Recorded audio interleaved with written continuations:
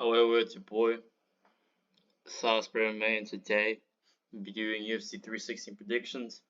First fight is Quillen Sul Killed versus Yanalish Moves. Sul Kid, damn, he is one of the weirdest names in the UFC, especially for a white Australian.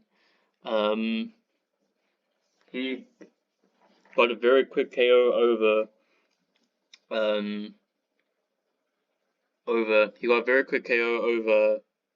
who's that Indian guy again?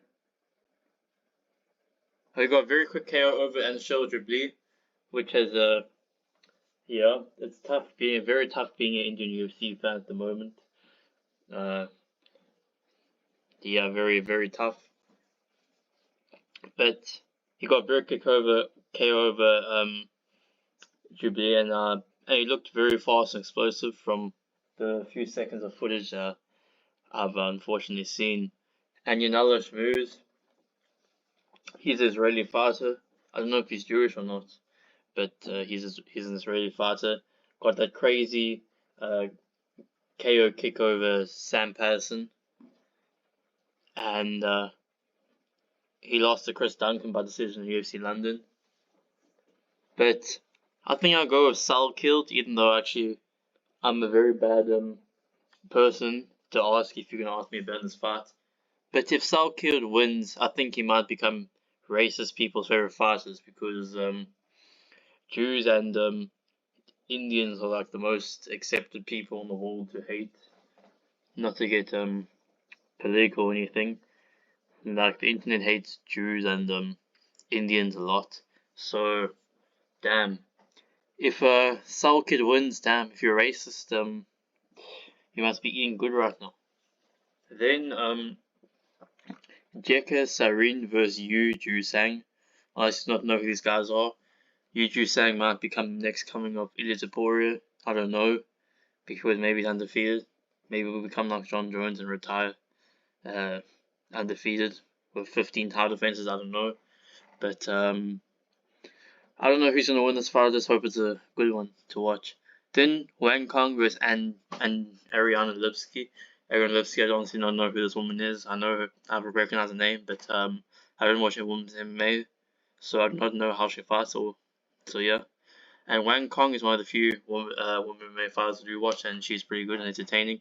And hopefully she wins, she becomes a star, and actually bring eyes to the UFC in some shape or form.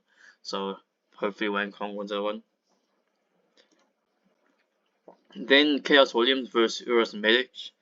Damn, I'm the casual. I'm probably sound like a casual to you guys right now, but I don't remember how Uros Medic fights. And Chaos Williams is very explosive, but it has very bad technique. And I think Medic has been got KO'd his last fight, so I'll go with Chaos Williams. Then Sergey Spivak versus Waldo Cortez Acosta. These two guys basically define heavyweight, whereas it's in the heavyweight division is so bad that these guys are like in the top 15.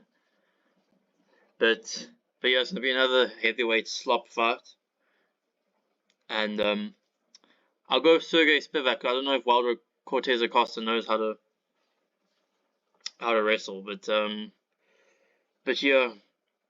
Well, as long as Waldo Cortez Acosta does some salsa dancing, I'm fine with the fight. I don't really care who wins or loses.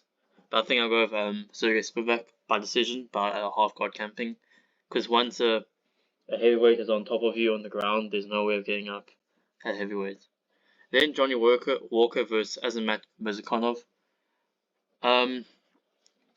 Johnny Walker is going to get KO'd in an embarrassing way, like he does, in a very goofy way, because Azamat Murzakanov is probably the dark horse of light heavyweight right now. This guy has crazy power. I don't know what the UFC has against Johnny Walker, giving him these insane matchups.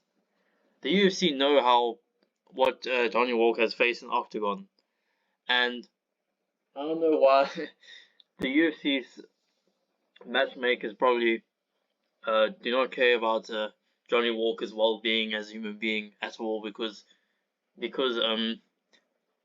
giving Johnny Walker this matchup is like asking Johnny Walker just to get to add another clip to the Johnny Walker getting KO'd in Goofy Way compilation. And yeah, so as a Mirzakanov, I'm gonna go for round 1 KO over Johnny Walker. Then Bruno Silva versus Joshua Van.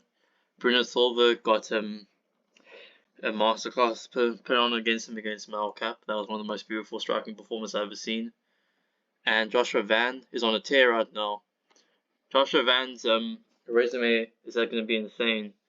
He could become the flyweight GOAT just through his resume by the end of his career. I think he's only 23, which is insane, and the guys he's beaten. He beat that Japanese prospect in his last fight, the youngest UFC fight. Both fighters born from 2000 for the first time ever. But Joshua Van, I think he's going to put on. He's going to win by decision. Bruno Silva is pretty good, but Joshua Van isn't going to be able to beat Bruno Silva up like Manel Kape did, because Manel Kape is just built different on the feet. But Joshua Van is good at pulling out of range and countering, which Manel Kape did against Bruno Silva. Joshua Van's boxing is very nice, and maybe he's starting to improve now. He's only 23, so I'm gonna go with Joshua Van by decision. Maybe even round 2 TKO.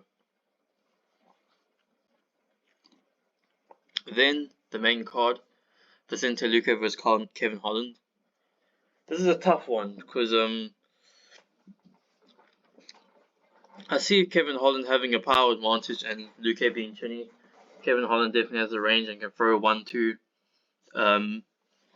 Can KO Vicente Luque with a 1-2 like he did against Joaquin Buckley. I do see that happening. It's crazy. Kevin Holland KO Joaquin Buckley. Now Buckley's could potentially fight for the title.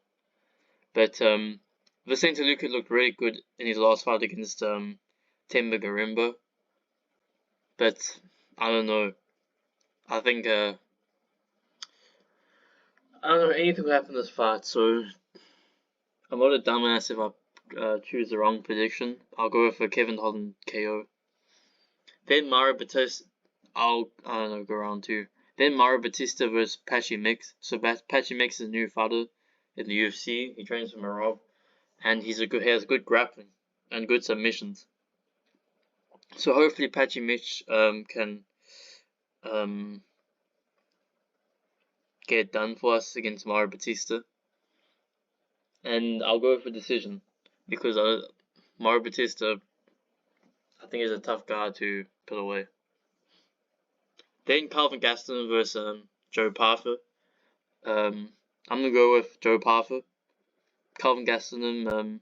Joe Parker is gonna probably be like 10 inches taller than Calvin Gastelum, and I think Joe Parker is a prospect, and he'll probably be around the top 10. And he's definitely gonna have that salt in him, especially because Calvin Gastelum is a Mexican. For some reason, Joe Parker doesn't like Mexico. I don't remember the reason why, but I agree with him. The UFC's made me racist towards Mexicans because how much they try and push Mexican fighters down the throats and giving Rodriguez a title shot and stuff like that. So hopefully Joe Parker beats up Calvin Gastelum. That'll be pretty funny. All the Mexican fans being angry that Joe Parker beat up a Mexican. Then Kayla Harrison versus Juliana Pena. I think Kayla Harrison is gonna be able to ragdoll Juliana Pena. Kayla Harrison just needs to have the mindset of Juliana Pena has the power of a 12-year-old, of a 15-year-old high school boy, and she throws like a retard. So just if Juliana Pena is throwing some retarded punches at you, just walk forward, even if you get hit, and just grab a hold of her, and then you'll be able to ragdoll Juliana Pena. So I'll go for Kayla Harrison. I don't know, some submission. I'll go with Kayla Harrison submission. I don't know what, but yeah. Then Merab Dvalishvili versus Sean O'Malley. I have Sean O'Malley for this one.